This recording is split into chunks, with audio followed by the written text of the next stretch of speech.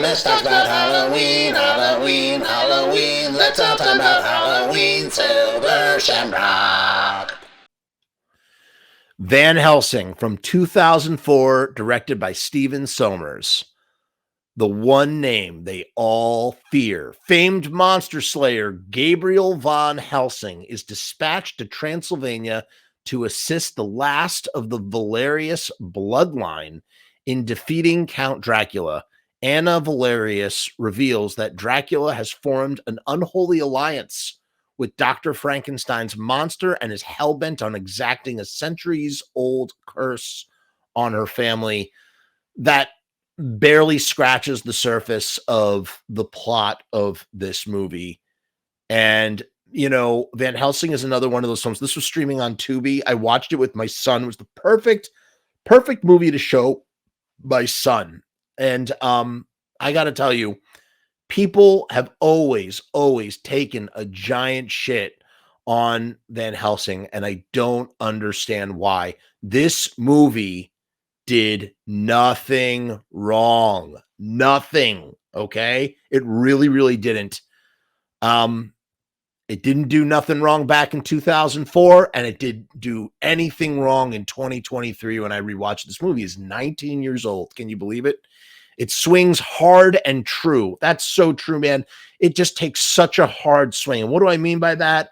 I mean that it just puts all of its eggs in a basket and just swings forth and tries to make a deep impact. And I feel like it at the time, I'm trying to remember, it did pretty well at the box office. People just thought it was not a good movie. And I just don't like, how could you not think this is a good movie? It's 2 hours and 12 minutes long. And it just shows how much of a beast Stephen Sommers is, you know, when it comes to filmmaking. Now, this is the guy. What else has Stephen Sommers done? He did the Mummy movie. He did the Mummy. He did the Mummy Returns. He did Deep Rising, and he directed Van Helsing. What a friggin' body of work. All three of these movies could be in the same universe. You could totally imagine that the Mummy happens about 30-ish years after the events of Van Helsing. Like, it literally works on the same kind of timeline, same sort of world, same sort of magic and wonder and supernatural mystery, that sort of thing. It's amazing that Sommers was able to balance so many of the amazing things that he packed into the 2 hour and 12-minute run time.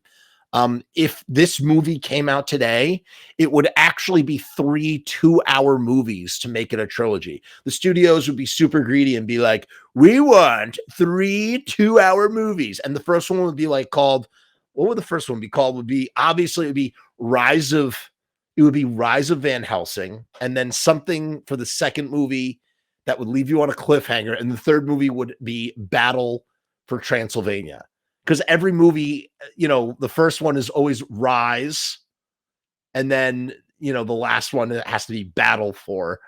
I guess that maybe that's like a Peter Jackson trope at this point. I just feel like, or, you know, they did it for Planet of the Apes too. They just always do that. Rise of whatever, Rise of Gru. It's just so goofy to me. Or they add Returns somewhere in some kind of way. But this movie came from a time before we had to, you know, have franchises that were, you know, continuous stories being told over multiple movies, the way that Marvel has really popularized that. And it just doesn't work for me, man. And really, it's also a Star Wars thing too, you know, and Lord of the Rings, like those movies, and maybe Harry Potter, you want to count Harry Potter as well. These ideas, these stories that are just so big and rich and full of stuff, and we need to tell them over 3 different movies. And Sommers is like, I'm going to take all this, like all the stuff that's in Van Helsing easily could have been 3 movies. Like you could have made 3 movies out of it. I don't know if you needed 3 2-hour movies, but you could have done it. You could have figured out a way to sort of pull it out like taffy, and it would have worked. I noticed my review here from 2020. I was a little bit more harsh.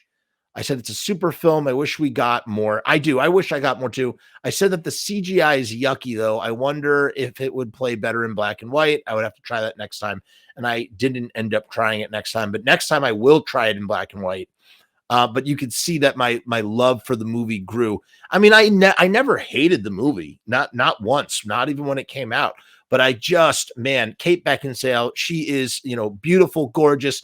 This was that when Kate Beckinsale, when she was at the height of her Kate Beckinsale powers, she came off of doing the, what the hell is it called, with the Romeo and Juliet vampire werewolf movie. I Am a Death Dealer. What the fuck is it? Underworld. She was in Underworld. She looks so good in that tight black latex thing that she wears in Underworld. And here she's like she's Romanian. She's everybody's got they kind of have the goofy Eastern European accent. That's kind of the equivalent. It's like the Dick Van Dyke, the Dick Van Dyke English accent. When I had Zombina and the Skeletons on my show, and I was doing my English accent for them, just trying to be goofy, and they were like, "Oh yeah, the Dick Van Dyke." Although they're from Liverpool, so they were speaking with a Liverpudlian twang. But there's like the Eastern. I know I can't even do it. I'm going to try and butcher it, and I can't even do it. But it's like everybody's doing that kind of accent. And then at the center, you have Hugh Jackman, who is like right knee deep in his Wolverine heyday, and just crushing it as like the action star, and he just plays the titular Van Helsing, who I don't know what you would call. He's like kind of like your stock action hero. There's really not a lot of substance to Van Helsing. He's kind of just like an avatar for the audience. He's like your typical stock action star, but and there's like a little bit of a steampunk vibe going on. There are like weird instruments and tech gadgets. There's like a little bit of like a James Bond thing going on. He works for the Vatican. The one thing I don't like about all of these films that deal with like the old Universal horror movies or deal in like the monster universe, it always goes back to like the Catholic or the Christian church being the ultimate good. No offense to my Christian and Catholic brothers and sisters and friends and people and whatnot, but it's just like, you know what I'm saying? It's like it just sort of, it makes like, it creates the spectrum of like the church is good, everything else is evil. I don't know. I feel like that's always been sort of present in certain, like, for instance, like vampires are harmed by crosses. But here's a question: are vampires harmed by, what about Jewish stars, or like, a Muslim, whatever the fuck that thing, the half moon? Is it only why do only crucifixes work on vampires? So it's kind of like based in Christian, like, it's like I don't know, Christian mythology or whatever you want to call it. And that's this movie is firmly rooted in that. The idea that like the Vatican wants to just sort of cleanse the world of monsters. You don't have to look very deep to like see the underlying theme there in that, especially when you consider that Dracula, Nosferatu, I did a whole episode about this. Need I say more? Dracula is, this is getting a little too dicey. I'm going to stop now. Dracula is great in this movie. God, what's the name of the actor? I got to look him up now. The actor's name, I think it's Richard Roxburgh. Is that him? Yeah, that's him. He is great, man. Wow, he's in a lot of movies. He's in Mission Impossible. Oh, he is in League of Extraordinary Gentlemen. How about that? I was talking with my friend, and we were saying that League of Extraordinary Gentlemen and Van Helsing would make a great kind of double feature. And there you have it. There you have it right there. He plays kind of like a death rock gothic, vampire Dracula, and he just does a great job. He just chews every scene he is in. He's awesome. Frankenstein, I almost wish Frankenstein's monster got his own movie. They really did a good job of just weaving everything together, every single thing together. Again, the only element that doesn't work is the sort of Vatican, like, whatever the fact that he's like the right hand of God, Van Helsing is, and that he was the one who murdered Dracula and he doesn't remember anything. Like that whole element was kind of the goofiest element of all. It didn't work for me. I didn't connect with that. Just I don't know. But Frankenstein's the best part about Frankenstein's monster in general is all these, monsters in general. The point of them is that we see the humanity inside of their monstrous exterior. So they look monstrous on the outside, but deep inside, they are human. And they're not just human, they are more human than the humans themselves who end up being monstrous. So the humans are the monsters, and the monsters have humanity on the inside. You know what I mean? That kind of thing. And I think the Frankenstein's monster in this is one of the best examples, just one of the best characters. The Frankenstein's monster, he's such a hero in this movie. He's so great, so selfless, just wonderful, really, really, truly wonderful. And of course, werewolves get thrown in the mix. Van Helsing becomes a werewolf and gets some really goofy, emerging werewolf powers. I think werewolves were kind of a theme this year with the 31 days. And of course, there's this great theme that could have been expanded upon a little bit more in that, again, the Vatican, they want to, the Vatican Church wants to, eliminate all monster kind. And here you have this conflict because Frankenstein's monster, he just wants to live, man. He's a good fucking guy. In fact, he reads the fucking Bible, man. He memorizes the Bible, so in a way, it's kind of like he finds God, he finds Christianity, he has a lot of humanity, and yet the church wants him to die simply because he's an abomination. And it's like I feel like they could have. That's a theme I feel like it could have been pushed further. Whereas like I said, Van Helsing is very bland. He's very sort of like just a bland action avatar for the audience.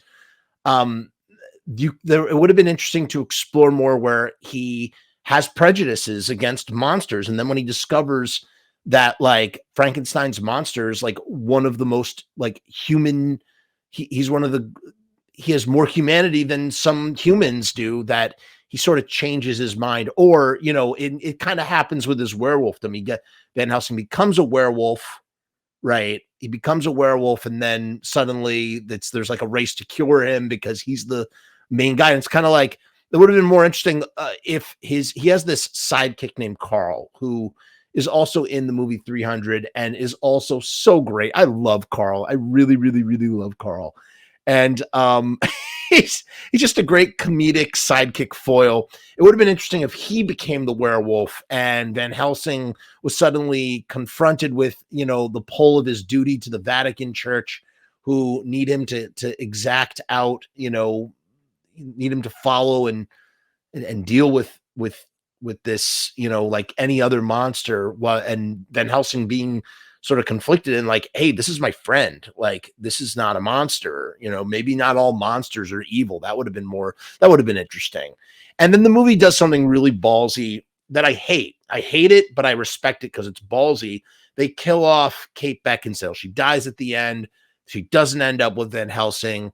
And, I hate that, but also at the same time, like, wow, that's so fucking ballsy. Just doing something different, man. Because any other movie that they would have to end up together. And it's like, no, we're going to go outside of the norm.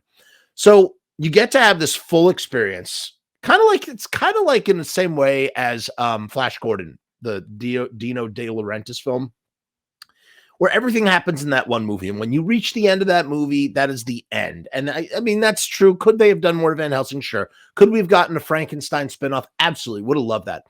But the ultimate reality is that everything is contained. You even get this great opening scene with Dr. Hyde. He faces off against Mr. Hyde, who's like this monstrous oaf that eats people. Kind of reminds me of the Hulk from the Ultimate Marvel universe. Yeah. Fucking Van Helsing, dude. Just really, really great. Cold Open is great too. Like straight out of Universal horror movie. You could watch this whole movie in black and white. And like I said, it would be more forgiving of the CGI elements if you decided to do so. This time I rated it 4 stars out of 5. Well-deserved. Van Helsing from 2004.